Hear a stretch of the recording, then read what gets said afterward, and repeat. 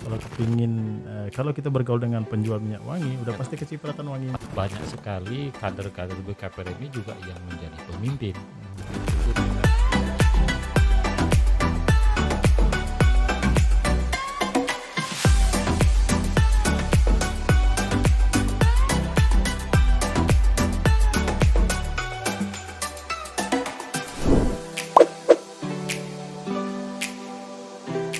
Assalamualaikum warahmatullahi wabarakatuh. Berjumpa lagi di dapur Suara Batam Podcast.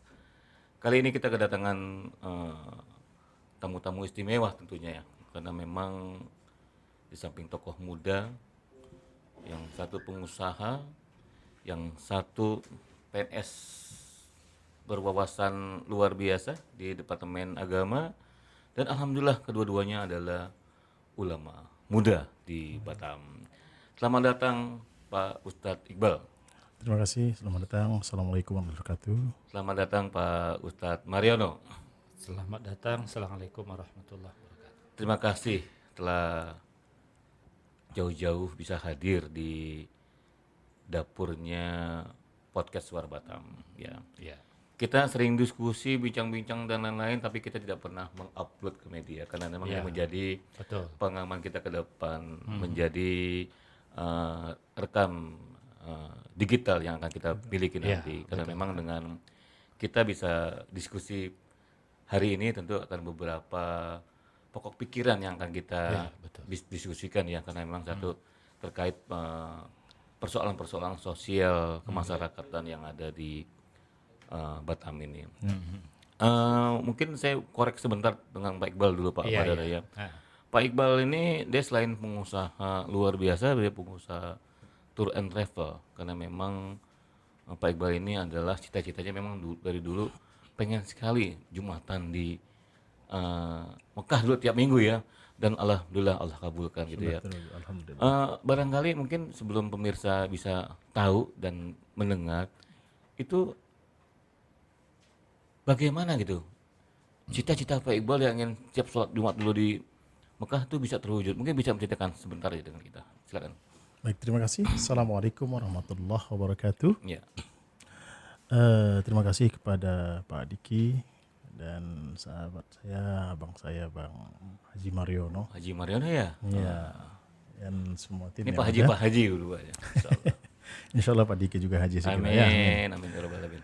Jadi secara singkat mungkin kami ingin sampaikan, memang pastinya keinginan untuk berada atau sholat di Masjidil Haram di depan Baitullah pasti semua umat Islam menginginkannya. Keinginan semua umat muslim. Tidak ya. ada satupun rasanya menyatakan tidak. Semua orang ingin. Tinggal lagi ada kemauan atau tidak. Iya. Terus menemukan jalan atau tidak. Nah, kalau kemauan rasa-rasanya semua ada. Tinggal jalannya lagi. Niatnya ya. Jadi alhamdulillah karena ada kemauan terus ditemukan Allah jalan, niat kita makin kuat, usaha kita pun kuat. Dimulai dari menjadi seorang agen umroh tahun 2010 awalnya. Di sana kita mengenal. Saya punya prinsip, kalau memang kepingin ke sana ya harus bergaul dengan orang yang sering ke sana. Betul. Ya, sederhana aja kok. Bergaullah, bertemanlah dengan orang-orang yang memang ke sana. Seperti pernah orang-orang bilang, kalau kepingin, kalau kita bergaul dengan penjual minyak wangi, udah pasti kecipratan wanginya. Pasti ya. Tinggal kita pilih lingkungan apa yang kita inginkan. Nah, saya memilih lingkungan orang yang sering-sering ke Mekah. Wah, luar biasa. Sederhana saja. Makanya saya bergaul, berteman dengan mereka, berkomunikasi, bertanya dan seterusnya. Alhamdulillah di Jakarta ada 3 travel yang sudah saya jadi guru lah ya. Ya. Kemudian 1 di Medan dan di Binjai, akhirnya memiliki sendiri. Jadi memang awalnya dari niat, ya kan, artinya juga bagaimana kita berkeinginan yang tadi disampaikan Pak Iqbal. Kalau kita bermain dengan toko minyak wangi, maka kita akan wangi. Kalau kita bermain di pinggir kali, siap-siap aja akan basah kan. Karena kemungkinan bisa terjadi. Tapi itu sebenarnya motivasi juga. Memang betul disampaikan Pak Haji Iqbal ini bahwa keinginan orang untuk bisa sholat di Masjidil Haram tentunya itu keinginan semua umat muslim seluruh dunia tentunya. Dan itu alhamdulillah yang saya dengar dan saya lihat langsung memang terbukti dari ucapan seorang Pak Ustadz Iqbal. Jadi betul kata Pak Ustadz Mariono bahwa sesungguhnya kata-kata itu adalah doa. Iya, Gitu ya. betul. Nah, sekarang Pak Ustadz Mariono nih. Iya, Ini menurut saya tokoh fenomenal juga nih Pak Bener, Iqbal. bener, luar Kenapa saya biasa. bilang tokoh fenomenal? Gayanya ini sederhananya minta ampun gitu kan. Iya. Tapi otaknya ini kayak Habibie nih. Iya, macam Dan betul aja. saya dengar beliau ini sebenarnya PNS ini sebenarnya dianggap sambilan katanya. Iya. Dia lebih inti kepada hubungan dengan manusia, hablum minan nas. Iya. Tapi sebelum kita korek-korek dia tentang Iya. apa kegiatan dia di Batam, saya pernah mendengar dia pernah menjadi calon wakil bupati yang hampir menang. Mungkin bisa bercerita sampai akhirnya Pak Ustadz Mariono bisa ke Batam. Silakan. Oke, baiklah ya. Tadi kalau disebut hampir menang tuh tidak menang sebenarnya.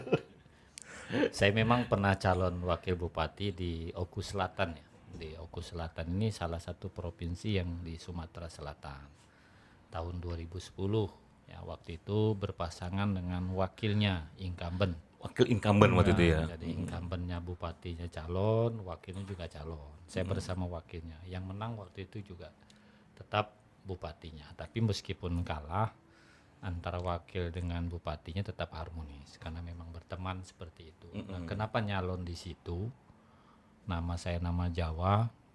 Ya karena saya meskipun ayah itu berasal dari Gunung Kidul Yogyakarta, si ibu saya berasal dari Banten, Pandeglang, Mandalawangi, Pandeglang, Banten. Lantas ketua orang punya debus ya. Oleh karena itu juga ayah itu sudah dari tahun 52. Cukup lama ya. Ada di Sumatera itu. Jadi lama sebelum PKI malah ya. Kalau ibu malah lahir di Sumatera Selatan. Jadi saya kalau lebih cenderung orang Sumatera sebenarnya. Makanya saya kalau ketemu orang Palembang, wong gitu galau. Tapi sebenarnya kalau dari nama Mariono jelaslah Gunung Kidul ya, Yogyakarta. Ketemu Karena orang Jawanya Sunda. masih pasti daripada Palembang gitu. Oh iya betul. Jadi memang bukan multi talenta, multi suku lah lebih seperti itu. Itu sebelum ke Batam, ada di situ pernah berjuang. Saya ke Batam tahun 2003. 2003 ya. Ya ke Batam ini sebenarnya faktor nikah ini juga. Faktor rumah tangga. Karena istri saya orang sini. Ya ini Hijrah dari Jawa ke Batam ya. Batam, kalau misalnya, untuk menjemput kekasih tercinta tentunya gitu ya. Betul. Bukan menjemput, menyusul. Langsung menyusul. Iya, makanya saya ada di Batam. Kalau PNS ini kan baru-baru saja tahun 2009. 2009 baru menjadi seorang PNS ya. Sebelumnya kan biasa-biasa saja, artinya hanya sekedar pendakwah, aktivis organisasi. Saya kira itu. Seorang yang luar biasa bukan seorang yang biasa-biasa gitu. Karena kalau biasa-biasa pasti semua menjadi orang yang biasa-biasa, tapi yang luar biasa jarang. Nah, ini kita bertiga sebenarnya punya hubungan historis atau hubungan istilah katanya nih hati yang dalam sebenarnya, karena kita sama-sama di organisasi yang sama gitu ya.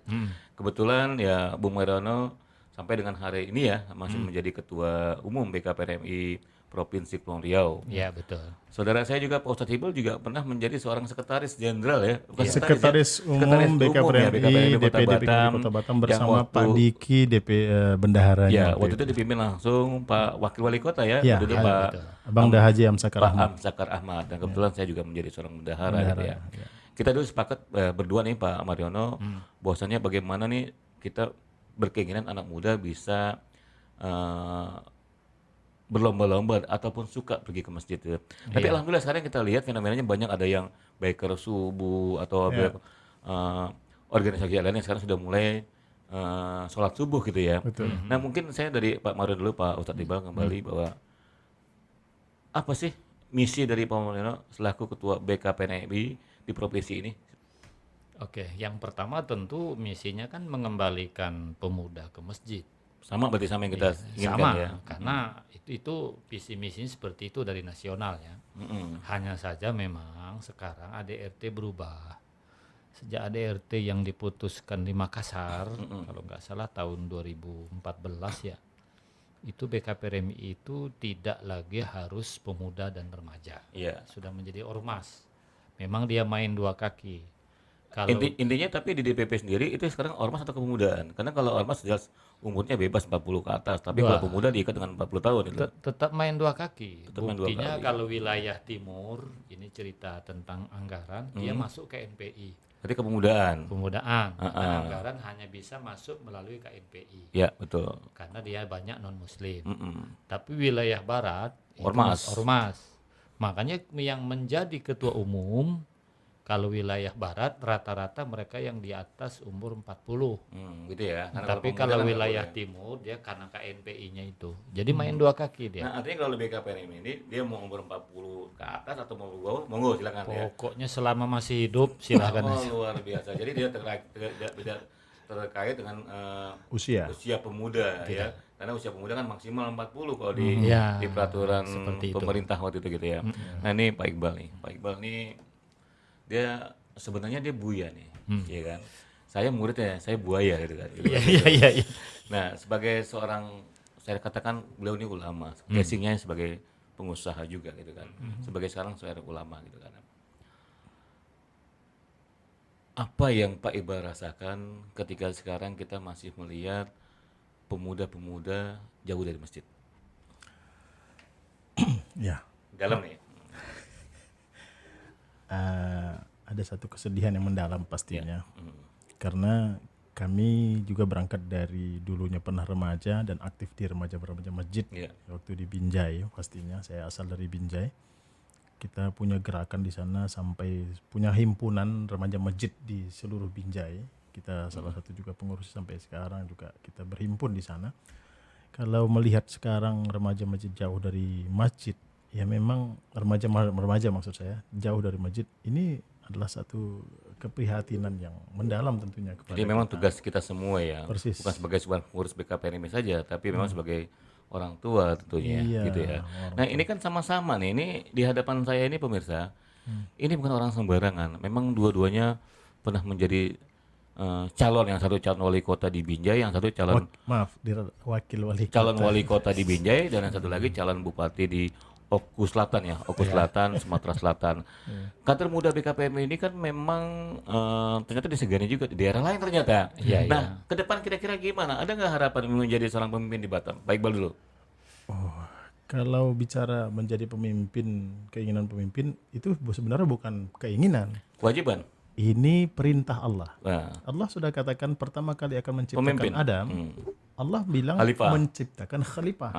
Jadi ini bukan keinginan, Jadi keinginan. tapi tugas dari Allah. Fitrah Maka ya, dimanapun Allah memberikan amanah kita sebagai pemimpin, kita siap. Subhanallah. Harus siap. Maka bekalilah diri, bekalilah ilmu semuanya untuk menjadi pemimpin. Minimal memimpin diri sendiri dan keluarga. Ya, inilah pola pikir dari seorang yang tentu berwawasan sangat tinggi nih Mariono, karena memang biasanya orang saya bersedia, saya mau karena saya mampu gitu kan. Karena saya punya undang lain. Kalau Pak Mariono gimana? Ya, kalau menurut saya kalau khusus di BKPRMI ya sebagai pemuda itu dibuktikan banyak sekali kader-kader BKPRMI juga yang menjadi pemimpin. Untuk tingkat nasional katakanlah Pak Idrus Marham di ketua umum BKPRMI Oh, dulu. Pak Idrus Marham seperti BKPNMI ya? Iya dulu. Sempat ya? Iya sempat. Dia karena menjadi menteri sosial kejebak. Sebenarnya kasusnya kan kasus yang lama. Dia kasus itu kan kasus yang lama aja. Masuk Ali Mukhtar Ngabalin ya? Iya, Ali Mukhtar Ngabalin. Kalau yang terakhir Pak Amsakar juga kan ketua BKPRMI juga. Iya. Sekarang sudah menjadi Iya, presiden. ya. Artinya apa? Semua memang punya potensi. Saya juga kalau cerita keinginan ya tentu ingin kalau kita masih sehat tentu kan. Ya. Nah, cuman apakah sampai apa tidak ya tergantung ikhtiar. Wallahu a'lam. Wallahu alam kan. Tapi yang pasti betul kata Pak Iqbal tadi, kalau memang keinginan itu baik disambut ya monggo. Saya kira itu. Silakan. Nah, ini buat pendengar dan juga pemirsa Suara Batam Podcast.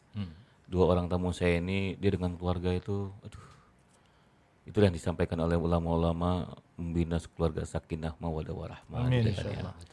Kadang kalau melihat mereka lagi jalan dimanapun mereka berada, itu sejuk aja dah. Apa rahasia kesejukan dengan keluarga itu, Pak Iqbal? Itu bisa dibuka rahasia itu ya. Nggak ada rahasia sebenarnya. Kalau saya berpikir sih, kalau saya sebagai kepala keluarga, saya bukan mau jadi seorang yang intinya saya ingin jadi sahabat bagi mereka itu aja, menjadi teman bagi mereka. Jadi kita sebagai kepala keluarga dan juga sahabat dan teman bagi mereka, bukan lagi sebagai benar suami udah pasti gitu ya kan. Tapi bagaimana sebagai suami itu menjadi kesemuanya gitu. Dengan Pak Ustadz Mariono juga seperti apa filosofinya? Kalau saya karena saya memang hari-hari menangani konflik rumah tangga. Konflik rumah tangga selalu ini ya. Dan itulah ditugaskan dari kantor, bukan hanya Batam, Kepri, bahkan Indonesia sebenarnya menangani konflik ini, saya melihat rahasianya berdasarkan pengalaman ya. Orang itu akan menikmati rumah tangga ketika juga melihat orang lain menderita. Betul.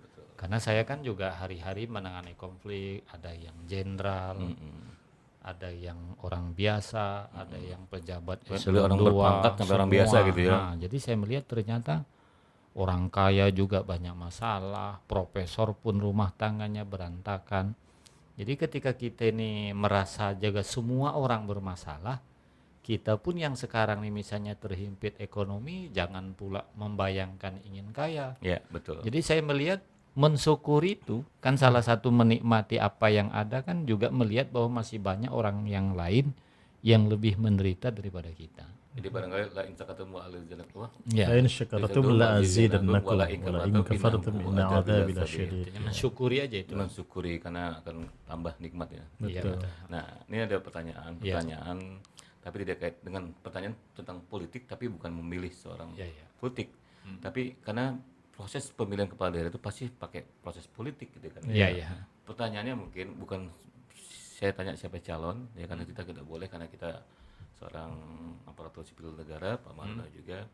Saya lebih bicara keinginan. Ya, karena memang kita tahu 9 Desember nanti akan menjadi pesta demokrasi di pemilihan langsung di seluruh Indonesia, termasuk Batam dan Kepri gitu ya. Harapan-harapan untuk Kepri ya, untuk Kepri ini, kita nggak bicara Batam tapi untuk Kepri, dan mungkin kalau sekarang kita ada di Batam ini, harapannya nih kita pingin seperti apa? Pak Iqbal dulu. Harapan ya. Saya sebagai orang swasta, ya umum lah ya, masyarakat umum, inginnya semua nyaman lah. Nyaman dalam hidup berkeluarga, berekonomi, berusaha pastinya, ya semuanya mudah, lancar gitu loh Pak. Tapi kalau ada konflik sana sini kan semuanya jadi susah. Jadi kenyamanan di negeri yang kita cintai ini ya. Karena tempat kita sekarang mencari sesuap nasi di negeri Singkatan Naga ini ya. Nyaman juga. Harapan kita semua tadi gitu ya. Betul. Pastinya sekarang ini nyaman ibadah deh. Sekarang gara-gara Covid ini nggak nyaman ibadah. Ya, betul. Pak Ustadz Mariono, harapannya? Oke, kalau saya bagi masyarakat ya tak perlulah ribut-ribut. Kenapa? Pastinya semua calon yang diloloskan KPU itu semua baik. Baik. Ya. Tinggal tergantung masyarakat yang Satu, terbaik. dari sisi agama, semuanya kan satu akidah dengan kita. Jadi ngapain lagi ribut-ribut? Iya. Kalau dicari salah benar segala macam, itu saya kira semua kurang lebih sama. Karena dari sekian banyak kandidat kan juga pernah memerintah. Tentu kalau mau dikorek, mana sih ada orang yang sempurna. Jadi sebenarnya jadikan pilkada ini hiburan. Ya hiburan aja kayak pertandingan sepak bola gitu kan. Nah, cuman jangan kayak pertandingan sepak bola di kampung, itu kadang-kadang bisa kelahi juga. Main tackle gitu kan. Main tendangannya kaki orang gitu kan. Biar ada kayak permainan sepak bola di barat tuh kan. Ketika sedang di stadion, luar biasa. Begitu ya ketawa-ketawa. Gitu. Jangan kayak di kampung, itu harapannya seperti itu. Oleh karena itu ya cerdas-cerdas saja. Apa sih keluarga kita jauhkan segala macam sudah. Nah, barangkali memang kalau informasi ini disampaikan oleh Pak Haji Iqbal dan Pak Haji Mariono, dia sampaikan kepada seluruh masyarakat kita semua, tentu ya sudah betul yang disampaikan Pak Ustadz Mariono. Anggap saja ini sebuah hiburan yang kita jalankan di saat ini gitu kan. Semua calon tentu apa yang disampaikan Pak Ustadz betul, semuanya baik, maka tergantung pada masyarakat, pilihlah yang terbaik menurut pilihannya tanpa harus kita kata menjelek-jelekan, membuat berita bohong atau hoax gitu kan, berantem. Karena politik sekarang kalau kita tidak dewasa, jangankan orang lain, saudara pun bisa bermusuhan. Yang jelas kan memang gini Pak Diki, pilihan. mohon izin, Quran Allah kan sudah ingatkan kita. Dalam masa-masa begini sering terjadi pembunuhan karakter, menjelek-jelekkan itu. Sementara Islam kan mengajarkan, kata Allah Ta'ala dalam surah Al-Hujurat ayat 12, janganlah diantara kamu mengolok-olok kaum satu dengan kaum yang lainnya, karena yang mengolok-olok belum tentu lebih baik daripada yang mengolok-olok. Dan jangan menyebutkan dengan nama-nama yang tidak disenangin. Nah ini kan panduan dari Allah. Tentu kita jagalah, jangan sampailah di antara satu kelompok dengan kelompok lain saling menyalahkan, menjelek-jelekkan sebagainya. Sebenarnya GBHN ini sudah ada. Sudah ada panduannya, sudah bagus. Panduannya sudah ada, baik panduan secara kepemerintahan ya kan, juga panduan dalam bentuk Al-Qur'an gitu kan. Betul. Allah sudah mewanti-wanti juga gitu. Nah, mungkin satu pertanyaan lagi buat teman saya Pak Ustadz Iqbal dan juga Pak Ustadz Mariano gitu kan. Nah, kita kepingin ini kan Batam seperti yang cita-citakan oleh istilah katanya good father ya, pendiri ya, atau penggagas ya. Karena kita kepingin waktu itu kan cita-cita semua masyarakat Batam ini begitu dengan pemimpinnya Batam menjadi kota madani gitu kan. Ya. Madani sendiri kita berharap dulu seperti sama kita kembali kita ke anak-anak dulu ya kan. Bagaimana anak-anak suka main ke masjid, main di musola, main di langgar, baca Quran dan lain-lain segala macamnya gitu kan ya. Nah, dengan hiruk pikuk Batam dan dekatnya Batam dengan negara maju seperti Malaysia dan Singapura, kira-kira harapan tuh masih ada tidak? Kalau harapan itu ada, mungkin bisa dijelaskan Pak Iqbal dulu sebentar, 1 menit. Kalau dibilang harapan pasti selalu ada. Pasti ada. Allah memberikan harapan terbaik untuk semua umatnya. Nah, tinggal bagaimana kita berikhtiar. Ada kemauan, ada ikhtiar, bersungguh-sungguh kemudian dan istiqomah. Begitu ya. Berarti Pasti harapan bisa. ada, yang penting bersungguh-sungguh dan istiqomah supaya cita-cita pendiri bangsa ini selama Batam ini ya kan, dengan visinya dulu Batam menjadi Bandar Dunia Bandar ini bisa terlaksana karena niat dan kesungguhan kita. Pendapat dari Pak Ustadz Mariano? Oke, jadi menurut saya harapan tuh pasti ada. Ini bukan lebih kepada siapa pemimpin kota Siapapun. Batam, Nah, ini harapan kita semua tapi sebenarnya. lebih kepada pengurus masjidnya. Pemimpin Batam cukup yang besar-besar saja bangun masjidnya. Saya lihat masjid-masjid yang bisa memfasilitasi anak bermain, banyak yang bermain di masjid.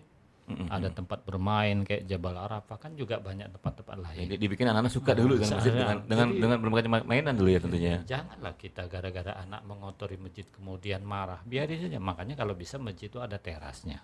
Supaya anak bisa bermain. Ya, silahkan aja. Saya kira itu ngajari anak ke masjid. Jadi kalau harapan saya tentu lebih kepada pengurus masjid buka ruang seluas-luasnya agar anak-anak tuh bermain di masjid. Saya kira itu aja. Gitu ya. Oke. Saya rasa cukup menarik ya. Iya.